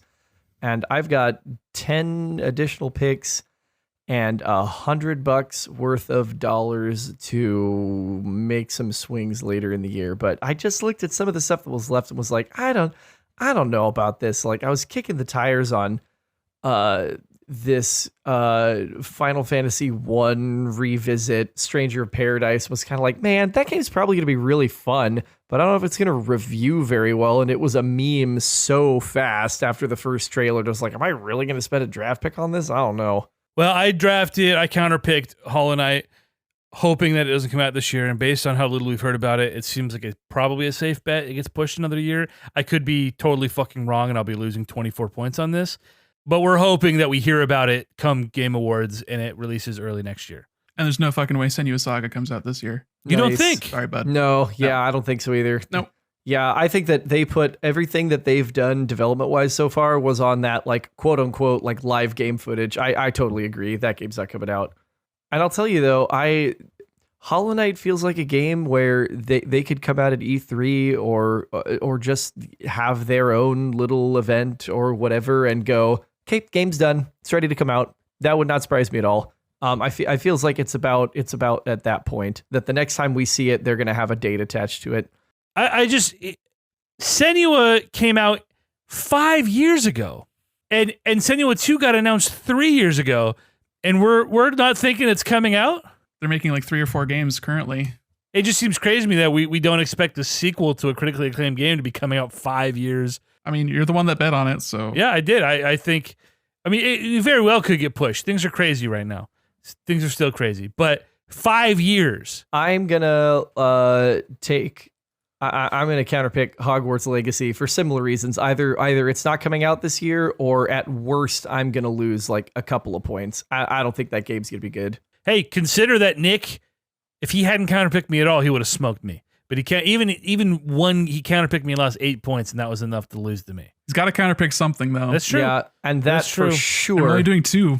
Oh, this goes snake style too. Okay. When did Hollow Knight come out? Is that 2017 as well? 2016. I believe. Late 2016. 5 years ago. Talk about small developer. I mean, Hollow Knight's even smaller, but they don't have that big ass Microsoft money. Yeah, they have like 2 actual devs. Yeah, so at the studio, I think 2 or 3. Sure. Plus, like, you know, contributors. Man, I don't feel great about counterpicking any of these. It feels pretty bad. It feels pretty bad, dude. I don't. They're all feel bad options. I mean, I even think back to last year, knowing what we know now, and it didn't feel good back then either. It honestly feels like we're all losing points on counterpicks this year. So I'm gonna put my. Where does it hurt the least? Yeah, I'm gonna put my money where my opinions are. I don't think Advance Wars is cracking 70 points. Totally fair. It could really go a multitude of ways. Yeah, that could be like it's risky. A 3-point swing for me. If that's like a 67, and I might need those points because I'm trying to fucking win this year. I know what I'm counterpicking, and I hope Nick doesn't do it because I feel like. Oh, good. So it's one of mine. Yeah, pretty much obviously. Yeah, any of these games on Chris's list are just going to lose us points after Hollow Knight. So it really is just a matter of how many points. How do we mitigate the damage? There's like 4 on Chris's board that I feel like you might counterpick, but none of them are something I am Wow. entirely Yeah, I see. sold on. I would probably feel more comfortable counterpicking some of my own than I would. It's like, what the fuck does that say? Can you do that? You just Dude, counterpick no, I yourself don't into an think you infinite can. loop until you win the league. No, it's not. It's not how that works. You would win and lose the same amount of points. It's just a bit, Nick. I know. Dying Light, I'm not, like I said, it could be a 90 or a 60. Like, it really could be a really great game. I would be happy if I counterpick something that's like below an 80. Yeah. Because, Chris, I don't know if you're in here, but if you have unused counterpicks by the end of the year, you automatically lose 15 points per counterpick. Yeah. Which they did not make clear on the page. Maybe it was part of the FAQ and I just didn't scroll down that far. Son of a bitch, dude. This is such a mean list of games. It's really tough. Like, and it's not even a bunch of games that I think are going to be fantastic, but I just don't. It's the fear of losing points. Like, you know, this pot shield that I picked up, I don't want it to break, but it's also worthless. You know, it's really tough that I have to deal with that as a gamer, and because of that, I think Breath of the Wild is a 60 or whatever. EJ, I'm portraying your point of view. I'm being very generous. Wow. No, I just don't want to fall into the trap of only counterpicking one person. Oh, he's trying to So be a how's gamesman. the spread right now? How's the spread right now? Hogwarts and Advance Wars. Chris is both in on EJ. I've got one on EJ. Yeah, so EJ's should I had have the one on 3. Chris? EJ's had a full 50% of all available counter picks. To be fair, the only reason I won the league last year is because y'all gang up on me. So it worked out fine for me. I'll take it again. Bro, I wasn't trying to gang up on you. You know, That sounds like some younger sibling talk right there. It worked you're all out for me. ganging up on me. They're being mean to me. Yeah, shut up, Joey. EJ's got big 29-year-old energy coming into this draft. Listen, last year in my 20s, I'm trying to end it strong, boys. I'm trying to start year 30 off right, and that's with 2 in a row. All right? Jiggle Softworks coming in hot. Hold on, I gotta do it. I have to do a research for an informed decision. That's more than any of us can say. I enjoy the fact that your league name, your developer name, EJ, has both jiggle and soft in it. That was the joke, Chris. That was the intent. It's a good behind joke. the name. It's a great joke, even. It's a great joke. Yeah, I had to go with that, you know? Okay, I'm counterpicking Ghostwire. Oh, you don't think it's coming out? We do not know enough about this game. I think it'll probably come out, but we still don't know anything about it. And it's a very inconsistent developer. And the lead for it left the studio not long ago.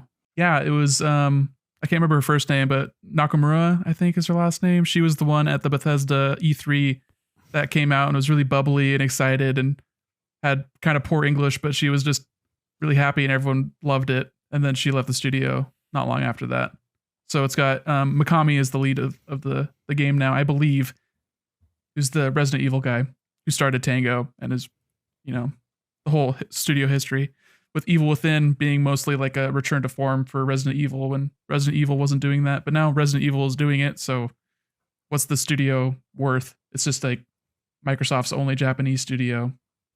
So are they going to try to be like, okay, we want this game to be great, so delay it as long as possible?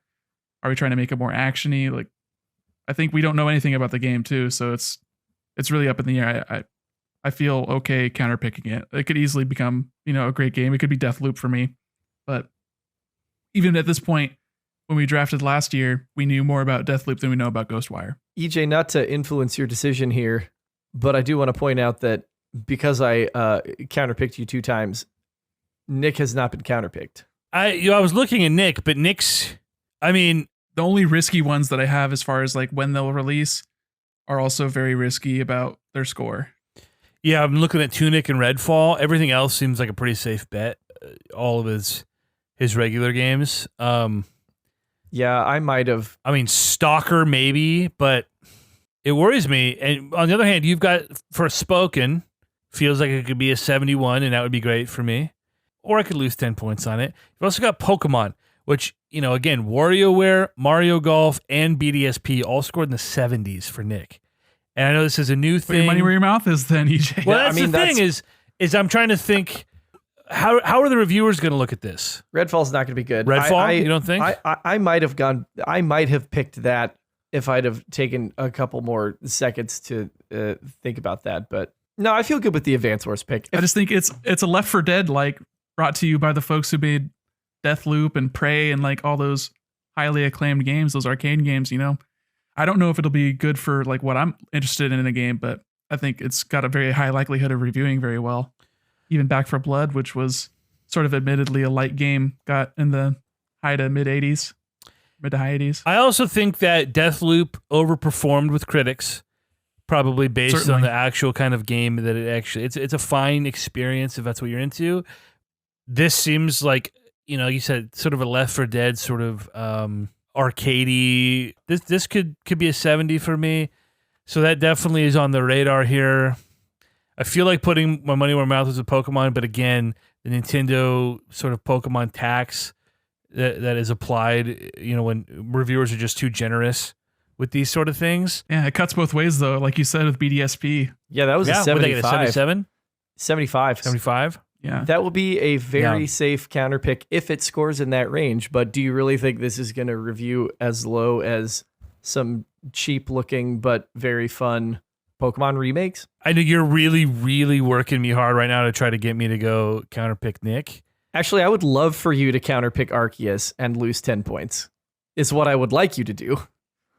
My thing is, despite how bad I think Arceus is going to be, and bad is relative to my own expectations, it's just probably going to be a fucking 75 to 80, and it's going to be mediocre and not for any of us. I'm going to buy it. I'm fucking sure you will. And you also think Last Jedi is fucking great, so this is a pointless argument to have right now. I am going to counterpick Redfall. The draft is complete. I would like to take just a moment for our initial, 30 games that we drafted. 10 of them are coming out before the end of April. Confirmed. There are unconfirmed release dates for early 2022. Wow. So we're pretty stacked for this first half. I did keep track of our busiest quarters last year, and most of our releases were during the summer and the fall. We had a very weak opening quarter. That is not the case here because of how everything got delayed, but we have a lot of potential for pickups throughout the year. This will be very interesting. We're gonna have a lot of fun. I'm already feeling the juice. I'm salivating at the thought. Hell yeah. Yeah, and I'm excited. I mean, I'm gonna be playing, I feel like, a lot of these games. I'm going to be playing Cuphead a few of ever them. gets their physical release on Switch. Jesus God, Oh I've been my waiting for that for God. years. We'll see. The yellow box, can you imagine? Can you It's imagine? already confirmed. No, they already said they're gonna release it once the DLC's out. So Ooh. Even just looking at my list, Horizon, God of War, Mario Rabbids, Splatoon 3, and then the sort of the drop off. well, no, even Hogwarts Legacy is sort of the flyer. And then Advance, I mean, that's like all the games I'll play next year. That's it. Like if I play that many, Mhm. Horizon and God of War are day ones for me. And yes, Yeah, you picked very close to your heart. Yeah. I'm proud of you. I came around on God of War. I came around. Third time's a charm. I wish we had done our God of War pod because I had so many things to say about that game. But now it's all lost to me being 30 and my brain doesn't work anymore. So It's all old news. I played that game like 4 years ago. yeah, I know. I platinumed that game like the week it came out. This is also when we talked about doing we did the DKC pod, we did the KOTOR pod, which has Yeah. never been edited. Yeah, by the time the remake comes out, you guys can release it. I mean, it almost feels like we might as well just do that. It never got edited because I had to archive it onto a drive somewhere to free up space on my laptop when I was working on the road. And I don't even know which drive it's on now. It still exists, That's good. but yeah, I'm pretty sure I deleted my copy of the audio. yeah, Not that I contributed much. I really fucking enjoyed picking a game and then going and playing it, whether that was DKC or especially KOTOR. I put 80 hours on the KOTOR to do that pod. I would love to pick another game or two this year to do where we just decide to all play it and, a legacy title of some kind. especially with the games being added to the N64 online. I mean, as much of a trash fire the emulation seems to be, it's still like a lot of fun to play, and I'm still having a good time just like playing around with Paper Mario. Oh, stuff, I would love to play that game again. Oh, I'd love to. Is that out? Is it out right now? Yeah, came out in December. Holy shit. Upgrade your thing, man. Let's do it. Let's do Paper Mario. No, Let's I did. do it. I'm paying for it. I fun. played the Genesis a bunch. I haven't touched the 64 though. The 64 is unfortunate that you can't remap the controls, but it's fairly playable. Most of the games that I've been playing are not intensive on the C buttons, but I'm like at Zora's Domain in Ocarina of Time, and I just got the action command in Paper Mario, so like almost to the first area at the Koopa Fortress or whatever. Nice. It's not a big deal in Paper Mario like whatsoever, but there are other games I can imagine it'll be a little irritating to try and Certainly. I really calibrate. hope they fix that, because it's not great. I would love to at least remap the controls. Yeah. For God's sake. Well, So should we break down what we all picked and let the audience know? Yeah. All right. So our boy Chris, do you want to tell the audience what you picked and counterpicked? Absolutely. Grabbed Elden Ring and Starfield pretty quick. I think Elden Ring's a slam dunk. I think Starfield, I'm feeling a little weird about if that's going to release or not, but I think Right. I think if it does have a release date, and it is all that Bethesda's working on right now. And so if that does release, I think that's big money for me. As with last year, I grabbed Cuphead: The Delicious Last Course. Again, follow up to a very successful, very well polished, interesting game, and we know that's coming out. Plague Tale Requiem, sort of the first one was kind of an indie darling, sort of this like very macabre and a weird visualization and physicalization of plague and good and evil. Triangle strategy. Just my love for Octopath Traveler. I was goaded into picking Pokemon Legends. Truthfully, I probably would have picked it anyway sooner than later. I think it's going to be a solid game. I think it's going to breathe some much needed life into the stale Pokemon formula. Big Balls Gilly 4 came out to draft Hollow Knight Silk Song, and that game's not coming out this year. But if it does, EJ's in big fucking trouble. Lest you forget, that was my number one pick last year. Oh, I remember. So if that comes out, EJ's going to be up shit creek, because that's going to be a massive hit to him for counterpicking it. Forspoken, new Square Enix IP. They showed a little bit of the Game Awards. I think it'll be a solid like high 70s or low 80s for me. Lego Star Wars also drafted that last year. Also did not come out last year. I just feel like there's no way that game takes another 12 months to finish, since it's basically just upscales of all the existing Lego Star Wars games. I think it's a new game. I think it's all those. I think it's all new. Pretty sure. Oh, new engine and everything. Well, still, it's a fucking Lego game. It can't possibly take another 12 months. Please don't take another 12 months. And then Ghostwire Tokyo, some good buzz around that. Supposed to come out this year. We should see more about that in the next like 3 to 4 months, I would hope. And I think that'll be at E3. I counterpicked the shit out of EJ. Hogwarts Legacy is not coming out, and if it does come out, it's gonna be bad. I do not imagine how that game is gonna be any good if it releases, because we've seen nothing on it in like a year and a half. To be fair, the leak for this game was 5 years ago, right? 2017. Yeah, it's been a while. They've been working on it for a while. It feels like it's either 2022 or this is an Elden Ring thing. This is going to be Q1 2023, which would suck, but we're there. This game can't take that long to fucking develop. It's not a 10-year dev cycle for a shitty Harry Potter game. This is going to be a quick 80. It has to happen sooner than later. Let's just get it over with. Rip off the Band-Aid. And last and definitely least, Advance Wars, this sort of really cheesy, bad art style remake-ish of the two admittedly very good Advance Wars games. I just don't see how this collection is going to be worth a damn. Feels like it's got WarioWare all over it, or like Mario Golf all over it. It's not going to be good. So that's me. I think the one thing I would say for Advance Wars is that the dev behind it is pretty well liked, and I trust WayForward. So I was similarly sort of, I don't know, didn't have strong feelings about the art style, but I think it has the potential to look pretty cute and still be really good, because those games are well loved. I think those can score very well. I drafted The Legend of Zelda Breath of the Wild 2. They said 2022. They didn't say that in 2019. They said that last year. Who am I to say it won't come out this year? And none of y'all had the balls to counterpick it. You can still counterpick it. You can, that can still happen. We got 2 slots left. Still got 2 slots left. I don't know how that works as far as if a game is delayed, if I can get that free drop or if it's going to get locked out. We don't know. Gran Turismo 7. It's a racing game, Sony first party. Should be good. Bayonetta 3. The last couple Bayonettas reviewed really well, like shockingly well. I don't remember how Astral Chain did. I think that was a mid-80s game, but different team within the studio, I think. Anyway, Monster Hunter Rise Sunbreak, the expansion pack for a game I really loved and a lot of people really loved. Stalker 2, sort of a double-A darling, I would say. Eastern European dev, very sort of PC-centric. I think the hardcore PC nerds are going to boost that game up pretty high. Also getting a console launch. Total Warhammer 3, just consistency, it'll probably review really well. I'll never play it or be interested in playing it because those Total War games are crazy.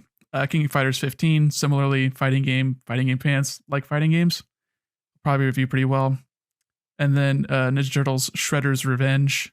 Is that That's not WayForward. That's the other studio that does the pixel art games, the beat 'em ups, right? Is that the studio that did Scott Pilgrim? I have no idea. Tribute, right? I think it's Tribute Games. It's doing that. Looks really cool. Really great pixel art. And then Tunic and Redfall. Tunic being the indie Zelda-like, very cute art style. Redfall, Arcane Studios doing a Left 4 Dead, but like more open world kind of vibes. And then I counterpicked Senua's Saga Hellblade 2 because I do not think that game's coming out this year. And Ghostwire Tokyo, I have not seen enough to really make me feel like they even know what they're making, let alone something that's good. So I just have no confidence in it. The hype around games like Horizon and God of War, I think there's this disconnect where based on the hype and sort of the buildup since those games came out, your brain says 90, 90, 90, right? There's no way these games do worse than their previous games. But I think what we see with all these sequels is that they almost unilaterally do worse than their predecessors. It's tough. It's tough when because for God of War, for instance, God of War in 2018 was not the first game in a series. It was one of many, but it was a new sort of take on it. It was a new game. And you could say the same for Breath of the Wild and what they're doing. And it's hard to sort of use past as precedent with games like this because it's just every game is wildly different, and the instances that lead up to them are very different. So I think of a lot of games get better with their sequels, but I do not think that these games were really breaking the mold in a lot of ways that could be refined into a greater sequel. Breath of the Wild, I think, has a higher ceiling for that. But God of War was a tried and true sort of formula.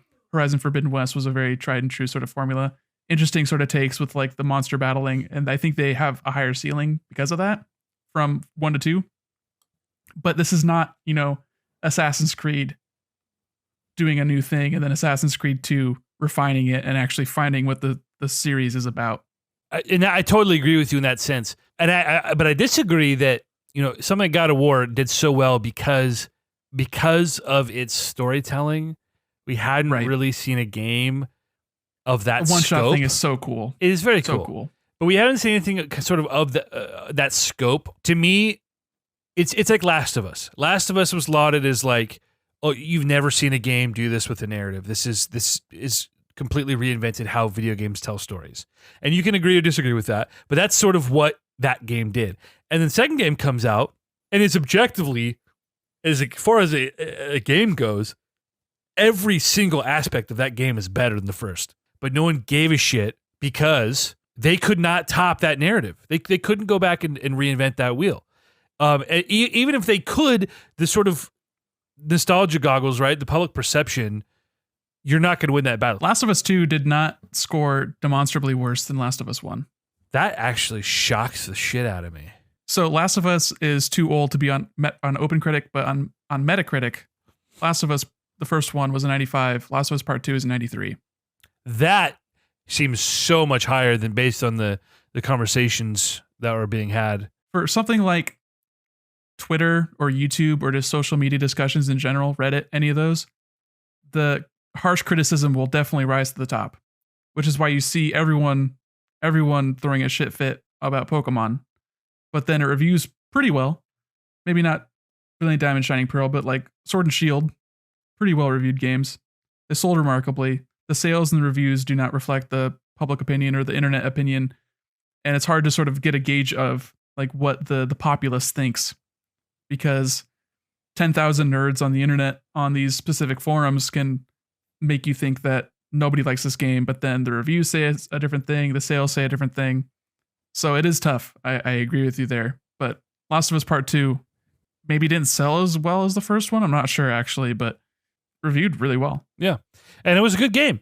It had some serious narrative issues, but as far as being an actual game, whereas the first game you played for the story and it was a slog, the second game was a really well-crafted game that I actually enjoyed playing, and the narrative, you take or leave. So anyway, God of War to me feels like it can only go downhill. I don't see how God of War possibly tops the first one. Horizon, again, if it's the same world, you definitely aren't going to be able to top the narrative the second time around. So it again seems like it can only go downhill. That could still be an 85, which is great. 85 points for a first pick, I'll take all day. But anyway, after God of War and Horizon, I picked Mario Rabbids. Seems safe. Splatoon 3, if that comes out, that seems safe. I could see a little like fatigue, reviewer fatigue, if the game doesn't do enough new stuff, because Splatoon 1 and 2, I mean, Splatoon 2 did well, even despite it really being the same, basically a port of Splatoon 1, right? Yeah, but first year Switch, a lot of people are just high on playing a new Switch game.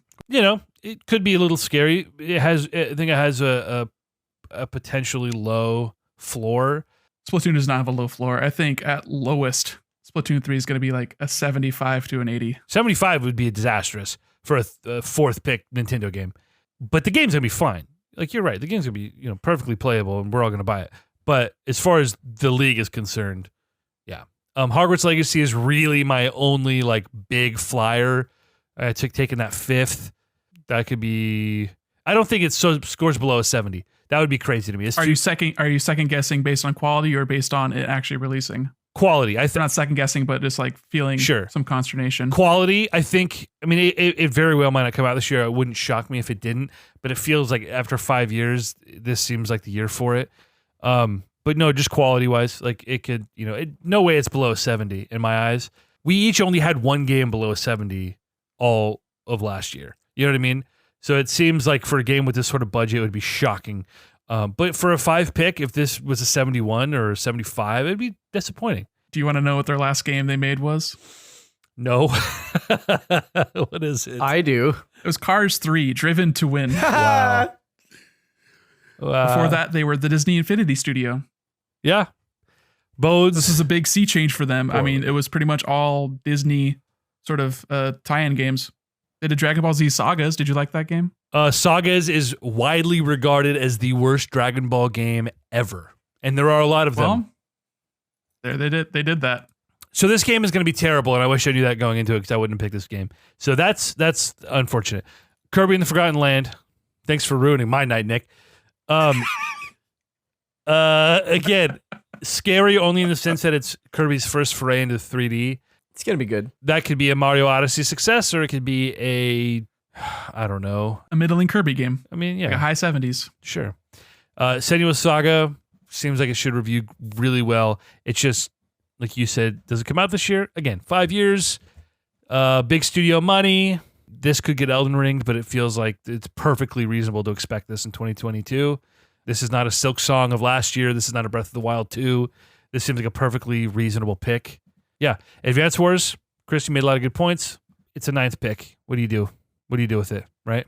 Dying Light 2, same thing. That gets me a 75. I'm not going to lose sleep over it. We got a lot of room for pickups here.